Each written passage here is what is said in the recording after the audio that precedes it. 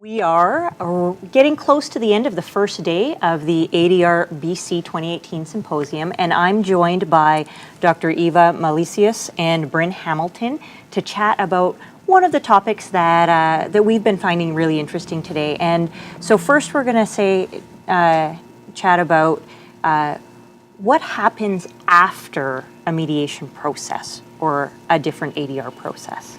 Mm-hmm. I think it's one of those things people often don't think about, including especially related to mediation. Everybody already, by definition, it's very inclusive and focused on relationships and sort of wanting to mend or improve relationships. And at the same time, you do it with somebody there to facilitate your process. So when that person is gone, you're sort of left with what's there. And for some people that works, and that's fine, but for other people it doesn't. Also, should a process go wrong, then you for sure don't have someone there to support you in that. If we think more wider about the system surrounding a mediation process, so for example, if you had it in a workplace case, maybe only 2 or 3 people were involved, but there is a larger team. So these people go back to that team. They've had a different experience. They might have resolved issues, but there might be other things that impacted that larger team, and it's something that isn't really thought about or integrated. So some of the things that I've been looking at is, what can you do already within the process, including when you send them off? And it might be something that isn't actually part of the agreement or the formal agreement, because it may not have something to do with their actual conflict, but how do you support the parties to actually go back into their everyday life, whether it's the workplace or the community, and sort of bring those who maybe weren't part of the process into their different experience with each other, what they've learned from the process, and what they've accomplished through the process as well. So a little bit celebrating the success they've had in engaging with their conflict differently. I think that's really something we don't talk about enough in mediation, maybe more so than in other ADR processes. So that element of restoring the relationships beyond the actual process is, I think, something we should talk about more, and so I'm excited that we're doing it at least a little bit at the symposium as well.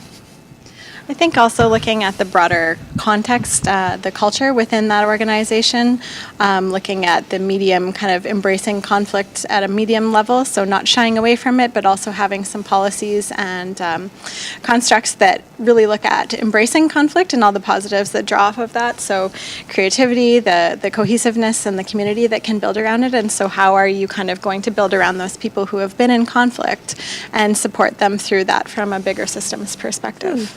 Including also being fully aware that that might not be part of what you were mandated or contracted or paid for. It really is sort of that larger care. So not just caring about the money I might make from solving the conflict successfully, but looking at sort of the larger impact on the system, ultimately contributing to healthy communities, healthy workplaces, work environments, and also that element of people in a conflict process, not just learning about themselves and the others, but sort of learning more about how they're engaging in community differently. So I strongly believe that every time you engage with a conflict, you kind of increase your conflict competence, whether you want to or not. So, but how do you bring that more to the party's attention as well? So ideally, when they leave your ADR process, they know how they're going to go out and go back into their environment, and what are they even going to say to others about it, and not just respecting confidentiality, but around sort of how will they have conflicts differently or the same in the future. So really looking at that part that day after. Often when we're hired into workplaces or into community disputes, we're hired for a specific dispute, right? So here is this very narrow dispute, and you'll talk to people who've done 15 of the exact same dispute in the exact same organization.